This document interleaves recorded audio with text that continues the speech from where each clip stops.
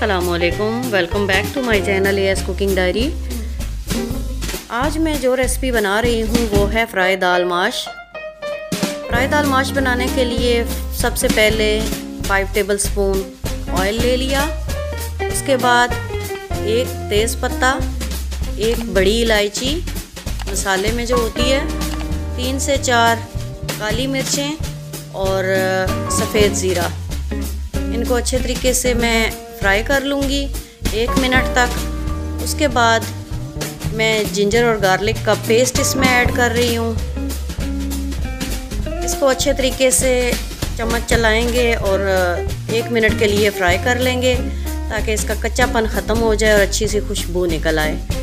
अब प्याज ऐड करूँगी इसमें। मुझे 1 मिनट हो गया था इसको भूनते हुए। अब दोनों चीज़ों को इतना फ्राई करेंगे कि प्याज का और इसका लहसुन अदरक का कलर चेंज हो जाए। जब कुछ इस तरह का हो जाए तो इसमें हम हरी मिर्चें और टमाटर, दोनों चीज़ें बारीक चॉप करके रखी हुई थी, वो इसमें ऐड करूँगी। इनको थोड़ी देर के लिए फ्राई करूँगी और इसमें 2 टेबलस्पून हम पानी का डालेंगे ताकि हमारे टमाटर भी सॉफ्ट हो जाएं। और उसके बाद जो मसाले जाएंगे ड्राई, वो नमक, हल्दी, मिर्चें, गरम मसाला, चिकन पाउडर और ये हमारे पास थी चिली फ्लेक्स थे और खुश्क धनिया।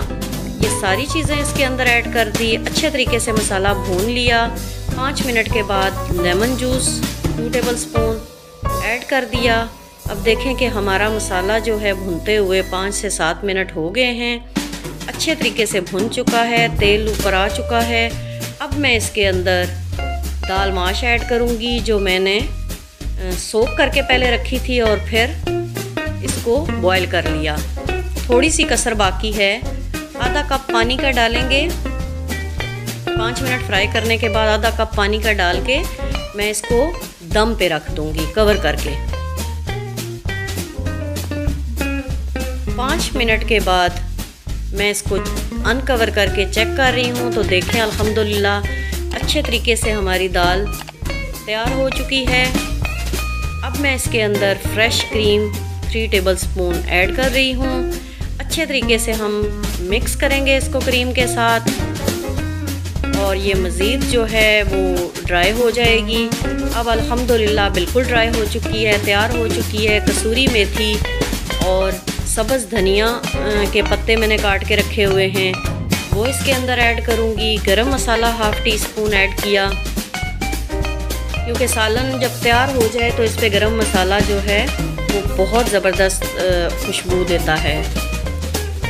अल्हम्दुलिल्लाह हमारी डिश तैयार हो चुकी है। देखिए मेरी डिश की फ़ाइनल लुक बहुत ज़बरदस्त लग रही है। जितनी ये देखने में मज़ेदार है, खाने में भी उतनी ही टेस्टी है। तो ये मैंने टॉप पे जो है वो मक्खन रखा है और आप इसको एंजॉय कीजिए। बहुत ज़बरदस्त बनी है। आप भी घर में ट्राई कीजिएगा और मुझे फ़ीडबैक ज़रूर दीजिएगा। अगर मेरे चैनल पर नए हैं तो मेरा चैनल सब्सक्राइब कर दें। वीडियो को लाइक और शेयर करना मत भूलिएगा। और आज के लिए इतना ही। इंशाल्लाह मिलेंगे नेक्स्ट वीडियो में नेक्स्ट रेसिपी के साथ। तब तक अल्लाह हाफ़िज़।